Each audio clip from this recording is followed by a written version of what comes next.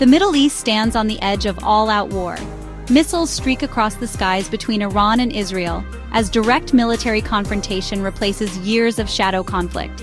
The United States, with President Trump at the helm, faces a pivotal choice: intervene or let the flames spread. Air raid sirens wail in Tel Aviv and Tehran. Families scramble for shelter and explosions light up the night. Tanks mobilize, leaders deliberate, and the world holds its breath. This is no longer hypothetical. Millions are caught in the crossfire. Each strike pushes the region closer to a point of no return. The decisions made now will shape the fate of the Middle East for generations. This crisis is the result of a rapid, violent escalation. Israel launched bold airstrikes deep into Tehran, targeting key military and symbolic sites.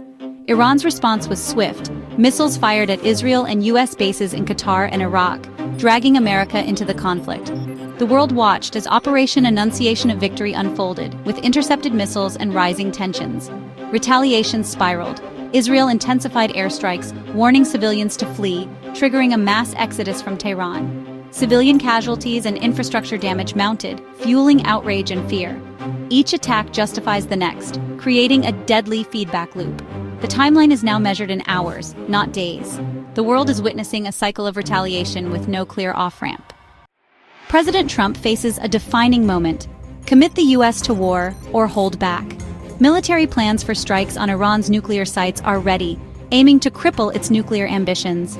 Trump projects strength, warning Iran of overwhelming force, while insisting U.S. actions are defensive. But every move risks a wider, costlier conflict. The initial U.S. airstrikes provoked direct Iranian retaliation. Trump's strategy: calculated ambiguity and escalation dominance, hoping Iran will back down. Yet, this is a dangerous gamble. Tehran may not yield. The president's final decision will determine whether the U.S. plunges into another Middle Eastern war. The world waits, uncertain which path he'll choose. Iran's supreme leader, Ayatollah Khamenei, frames the conflict as a fight for survival.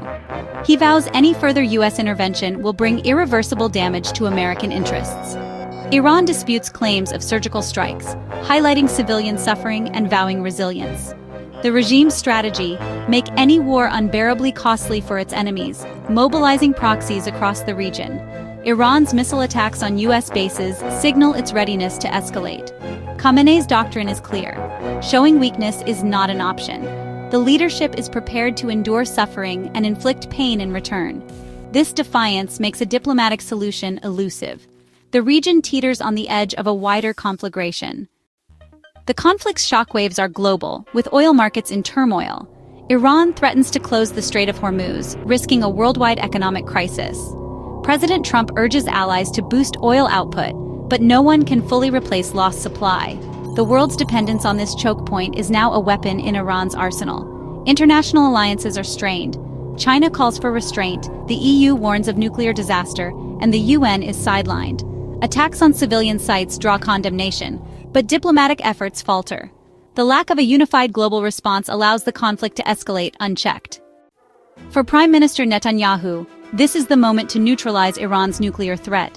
Israel's strikes target nuclear sites, missile sites, aiming to set back Iran's capabilities for years.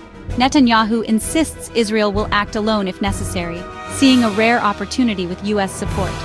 The Israeli government bets that overwhelming force will break Iran's resolve, but this gamble risks underestimating Iranian nationalism and resistance. The Israeli public, hardened by years of warnings, rallies behind the campaign. The attack on Soroka Medical Center cements support for decisive action. Netanyahu's legacy now hinges on the war's outcome. Amid the chaos, civilians in Tehran and Tel Aviv bear the brunt. Mass evacuations, shattered families, and constant fear define daily life. Bomb shelters replace bedrooms. Hospitals become battlegrounds. The psychological toll is immense. Anxiety and uncertainty grip both societies. The world wonders, can this conflict be contained, or is a wider war inevitable? Some hope the crisis will force negotiations, as the alternative is unthinkable. The fate of millions hangs on the decisions of a few. The next move could shape the region, and the world, for decades.